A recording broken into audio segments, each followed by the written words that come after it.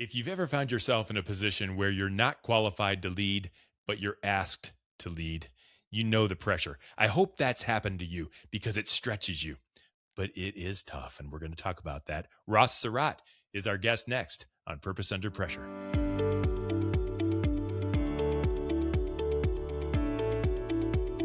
Well, welcome back. My name's Bryan, and this is Purpose Under Pressure. It's a podcast about developing sales and leadership success on purpose and under pressure. It's brought to you by the professional sales and leadership training team at Sandler by the Ruby Group. You'll find them in Akron and Columbus, Ohio. They're in Jacksonville, Florida. They're in Capital Region, New York. As you'll find today, they serve people all over the country, and they do their work on purpose. So you and your team can represent that way to get the job done, to make the sale, to lead your team. It's about doing things right, not just on purpose or fast or because you have to. It's about doing things the right way. You connect with them online at therubygroup.sandler.com. The Ruby Group, where sales, leadership, and purpose come together. So let's get cooking. Our guest today is a Sandler by the Ruby Group client, and he's learned well from them over time. We'll talk about that a little bit later, but he is Ross Surratt. He's president and CEO at MFCP. That's Motion and Flow Control Products Incorporated, and he's our guest today on Purpose Under Pressure. Ross, welcome to the show.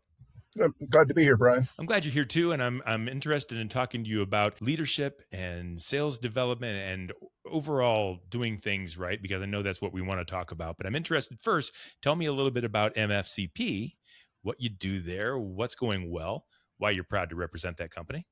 Okay, MFCP is a wholesale industrial distributor, so we buy from a multitude of manufacturers. The primary manufacturer we represent is Parker Hannifin, a Cleveland-based company, actually.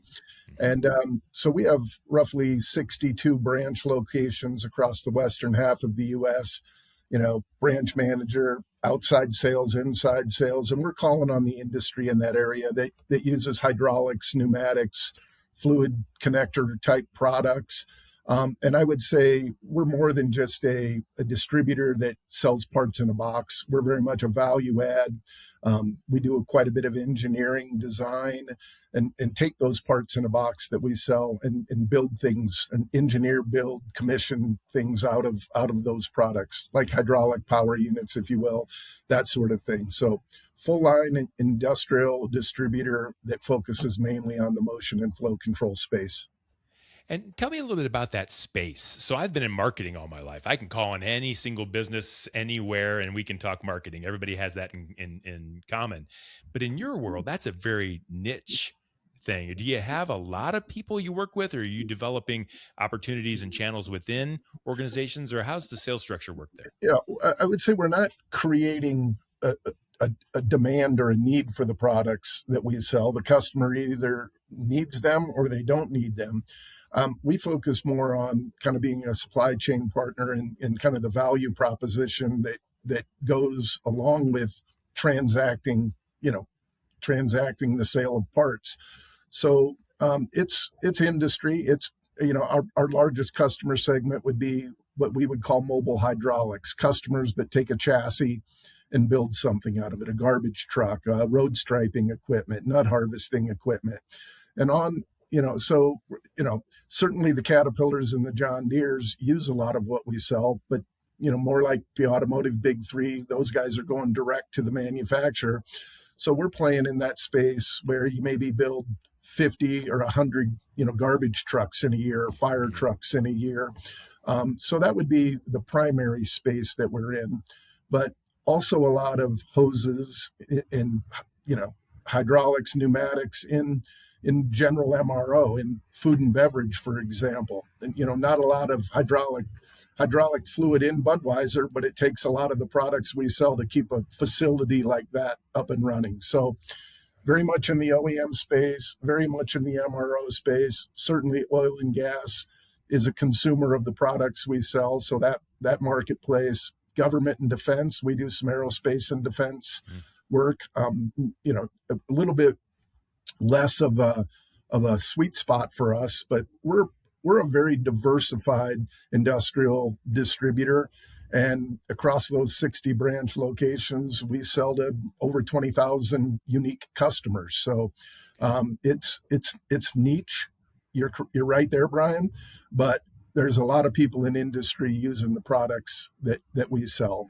We're competing, against national players like Motion Industries and Applied Industrial Technology. And then certainly there are a lot of regional and local, people that are companies that have expertise in this space. But so it's more diversified than you might think. Yeah, it sounds like it. I learned so much by doing this show. I learned about all the different things. Like you said, there's no hydraulic fluid in Budweiser, and yet you're serving. There's so many different things that make the world go round, and you're part of that chain. In today's wild world, I know businesses that are just killing it and eating up this economy and doing great, and I know some that are struggling, and I know there's tariffs, and I know there's different economic conditions. Are there certain things that you're having to overcome right now as a business, not necessarily as a sales organization, but as a business, that are on the horizon? Yeah, many of the challenges that you just described, Bryan, over the past couple of years, we came through a little bit of a pause in the economy where everyone was waiting on the results of the election, right? It was wait and see. And then I think in general, the general consensus was we've got a pro-business president, things will start breaking loose. People stayed locked up. Then right on the heels of that was all this tariff activity. So nobody wanted to buy a new garbage truck or place an order for a $300,000 garbage truck and run the risk of, by the time it got delivered to them, it was a $400,000 garbage truck. So, we've been fighting the tariff challenges. We've been fighting. Everyone thought, great pro-business president, interest rates are going to come down materially and quickly. Right. And the economy will start taking off, or the industrial economy will start taking off. Well, interest rates stayed high. Tariffs were looming, and we've come through a period of maybe call it 2 to 3 years of almost hyperinflation. So on the heels of that hyperinflation, then came all the tariffs. And we knew on the backside of all this of inflation that ultimately we would get tested on price. Customers would start wanting to, have conversations about all the inflation that they'd seen in their product. What we didn't anticipate happening is everyone's eyes going to price at the exact same time because of the tariffs. So that, in a normal cycle where you have that inflation, and on the backside, you're defending price, it's pretty spread out. Everyone gets to that at a different point in time. Well, in this time, everybody got to it at the same time because everyone was so deep into their pricing, trying to map out the implications of tariffs, that it brought those discussions to the forefront all at once. So experiencing some price pressure, experiencing some supply chain challenges, most of those have worked their way out over the last 2 years, but that's what the environment's been for the last 2 to 3 years. A lot of inflation, supply chain challenges, then tariff implications, high interest rates. Most of that is subsiding a little bit now. And, the industry that we represent, you look at our peer group and some of the, I guess call it industry associations. Most of our peer group had been down 5-10% over the last, let's call it 8 quarters. We've been able to grow. Yeah. We've shown moderate single-digit growth, and we're coming into this year with more in that 12 to 15% growth range, and we're and our industry is pretty boring, right? I mean, hydraulics is not sexy. It's not exciting. And, it's going on heavy equipment. It's going on, hydraulic power units, that sort of thing. But kind of a major market shift in the last, well, it's been building for a couple years, but it's actually hitting now, is all this data center activity that's all the data center built space. Yeah. And not an area that you would consider, for hardcore hydraulics, but cooling all those data centers and cooling the towers that house the chips is a very tricky proposition. And we've been able to design with some of the major service providers, the Googles, the Metas of the world, what's called a valve train assembly that allows liquid cooling to go through those towers and materially keep those chips cooler and allow for faster processing chips that in the past there wasn't the technology to keep that quantity of chips cool. So we're tapping into, and these aren't $1, $2, $3 million projects. These are 30, 40, 50, $100 million projects that really has just opened up a significant avenue of growth for us. That's really starting to, and so we kind of separate that out and look at our core business and the data center space. So core business is back in that, low double-digit range, and what seems to be transpiring in the data center space could potentially double the organization over the next 1 to 2 years. So, with that brings some challenges. You're not dealing with, you're dealing with these hyperscalers that they're not 500-pound gorillas, they're 2,500-pound gorillas. Yeah. And, while there's a ton of opportunity, with it comes how do you mitigate the risk in dealing with these people? And I also recognize that the technology that's there today, it could be a completely different technology tomorrow. It's not as durable as putting cylinders on a garbage truck. So, a lot of opportunity, but also a lot of risk and a lot of unknowns. So navigating all of that has certainly been a challenge over the past year or so. And so navigating that challenge and coming up with those opportunities and streams for revenue growth, you're the president and CEO. Does that innovation fall on your shoulders to be out in front and find these opportunities? Is it more of a sales process? How do the channels get opened so that a company like yours can take advantage of them? Yeah, so it's really one, understanding what's been happening behind the scenes on this race for data center dominance, if you will. And it's been identifying who are the early adopters, who are the people that are going to be out front, and putting your resources there. But then it's very much a collaborative effort between, let's call it the manufacturer, or in our case, Parker Hannifin. And then they've got to find competent distributors who have, I guess, the engineering savvy, the technical expertise, and the capital to be able to scale up and handle some of these larger projects. So it's been it's a collaboration with the service providers, the Metas of the world. And, they have a ton of engineering resources dedicated to these type of projects. They're trying to be first. They're trying to come up with solutions that are first to market. And so it's there's a sales element to it. I mean, we have to have people who can sell our value proposition or articulate our value proposition, our flexibility, our ingenuity, all of those things.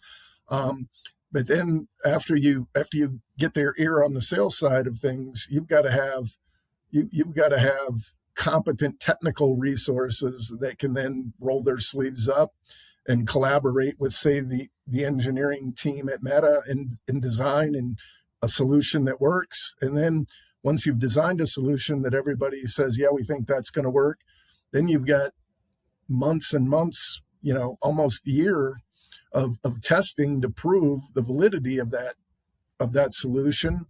And then it's okay, we've proven it. And then you don't know how much to invest. Do we stand up a manufacturing facility to do this and hope that this transpires? And that's a risky proposition. So it's then you're staying. So I'm not the guy in front of the customer articulating that value proposition, and I'm certainly not the guy with my sleeves rolled up in the engineering room designing what needs to happen.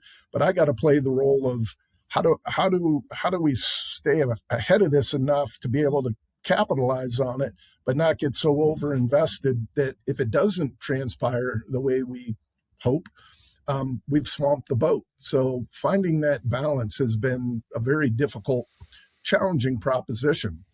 And you're also, I mean, certainly you negotiate contracts and all that, but you don't negotiate contracts with the Metas and the Googles of the world that are generally in your favor.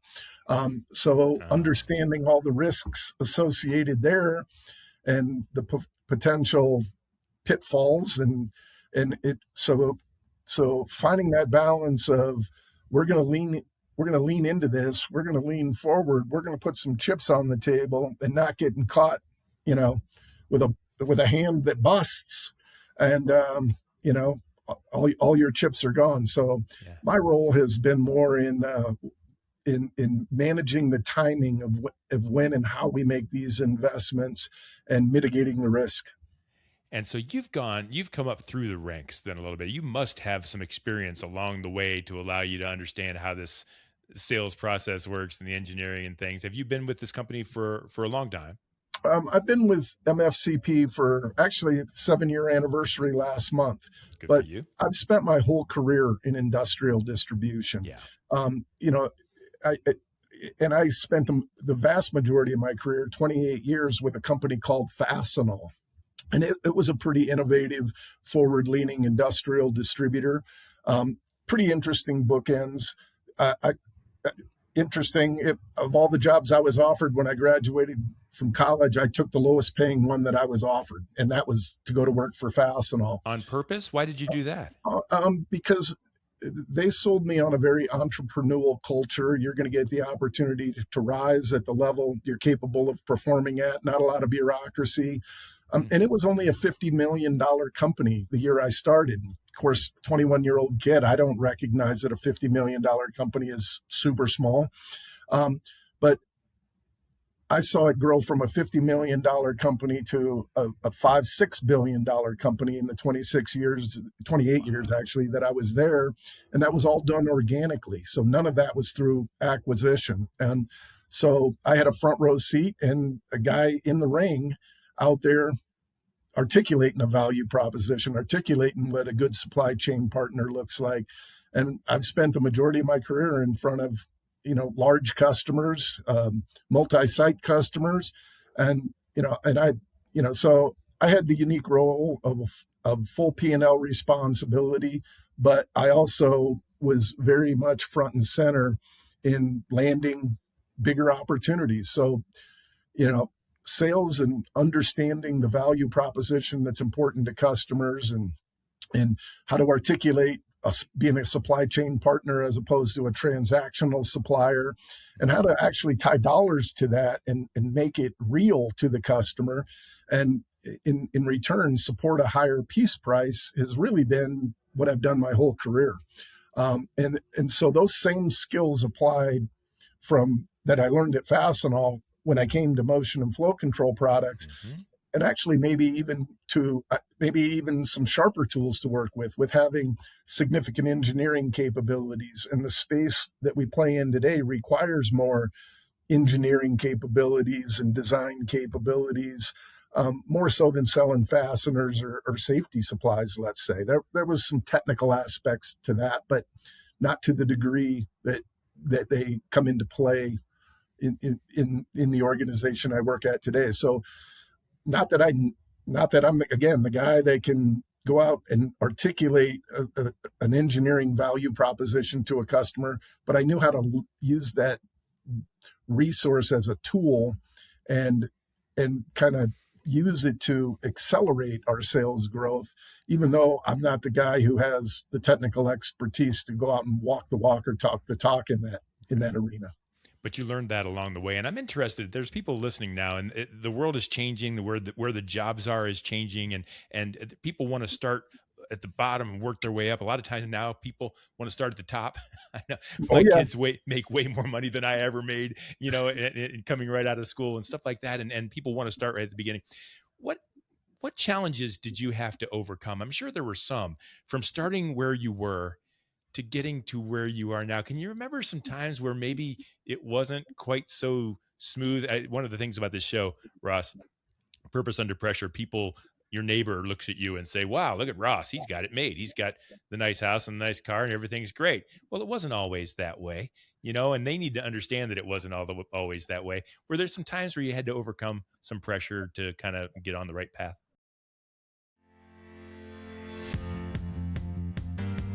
Looking at the typical salesperson, everything they do day in and day out, if we simplify all of that and really boil it down, they have two superpowers. First superpower that salespeople have is how they behave. Second superpower they have is what they say. As a seller, we only have two problems. We either said something or did something that we should not have said or done, or we didn't say something or do something that we should have said or done.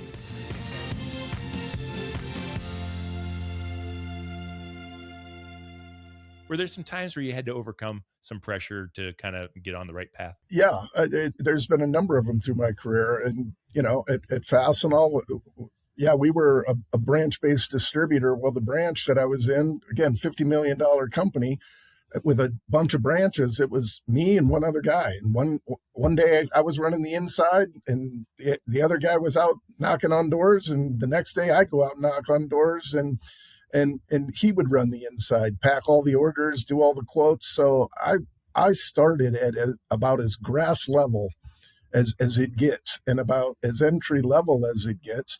And I told you the reason I chose Fastenal was because of the entrepreneurial spirit and the ability to rise to the level you were capable of performing at. So I just continued to learn how to run a business profitably, learn how to get customers to buy from me, and all grassroots stuff. But I would tell you one of the more challenging spots in my career is when I made the move. And so I worked my way through Fastenal, had a $500 million business unit, couple hundred branch locations. And I came to MFCP. And at the time, it was a small $100 million company. And, and that was attractive to me because, as you go from 50 million to 5 billion, bureaucracy sets in and you can feel it, you can see it. Now, less bureaucracy than most $5 billion companies, but it was there. And so I welcomed the challenge of going back to a smaller organization, taking all the positive things that I'd learned at Fastenal and trying to implement or integrate those. And then there were some not so positive things, or those are the things I'm not going to do. And so I came to MFCP excited, equipped to do all of those things. And, smaller organization, twice as big as Fastenal was when I started there, but still smaller organization. Mm-hmm. And, 3 or 4 key senior leaders in that organization, who 3 of them were candidates for the job that I got. And one of them was the sales leader, all the branches, and there were 30 in the organization roughly at that time. And all of it reported to him, and all of the sales organization reported to him. And I could feel that some things needed to change. And this was like day 1, week 1 kind of thing. Mm-hmm. Well, roughly week 2, week 3, that individual had a stroke, a major life-changing event. So I'm in a situation where I'm now learning how to be a CEO. I've never been one before. And now the key sales leader in the organization is out with a stroke, and you don't know, is he coming back in 3 weeks? Is he coming back ever? So it's not as simple as we got to go replace that position. That's not how it works. So in addition to learning how to navigate being a CEO for the first time, I had to put my sales manager hat on and be the sales leader of the organization for the first year that I was here. So I didn't get paid for 2 jobs, but I had 2 jobs. Doesn't work that way, does it? And I had no credibility in the organization, right? I mean, everyone probably was looking at me more out of from a glass half empty perspective than a glass half full perspective. The new guy, what's he going to change? What's he going to, he doesn't know hydraulics, all of that was rolling through everybody's mind. And so it was like, okay, I don't have a choice here. I have to step in. I have to be the sales leader of this organization. I have to learn it from the bottom up. I have to I have to get in the trenches. And the whole time I've got this voice in my head going, that's a time consuming, and it's impeding your ability to learn how to be the CEO. But those were the cards that I was dealt. Now, and we navigated through it just fine. It was it's challenging enough. You can get in your own head when you go, okay, I'm in a completely new industry, and that's somewhat true. A completely new product offering, but the industry was the same.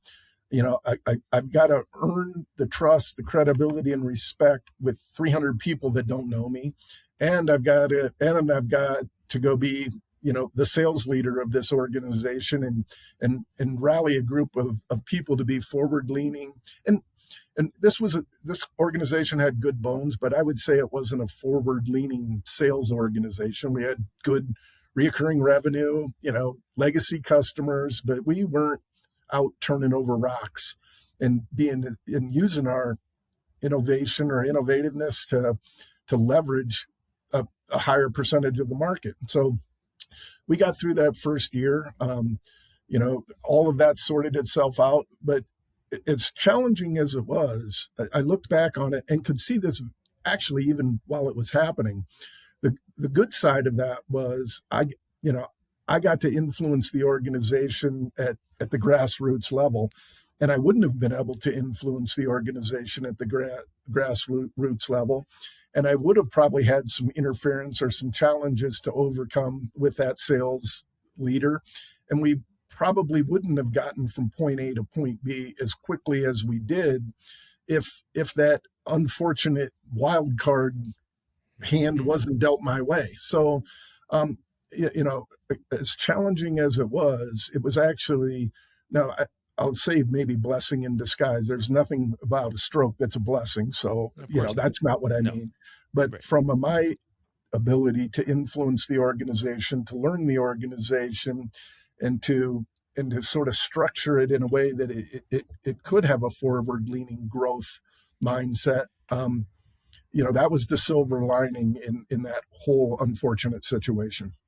In that moment when you came in and arguably perhaps weren't fully qualified for the position, which is why there was someone else in it, that kind of thing, and you didn't have the support of the people, help the listeners and viewers understand what's the leadership trait that you have to show when you have to lead, but maybe haven't earned the trust yet. You don't have the opportunity to bring them on. You have to go, but are they going to follow? Yeah, I think for me, I've always had a very straightforward, transparent, tell it like it is. Don't sugarcoat things. Don't give half truths. Don't give partial information. I think the ability to be brutally honest with people. Here's the landscape. Here are the facts. Here's where I got to be vulnerable. Here's where I gotta take charge.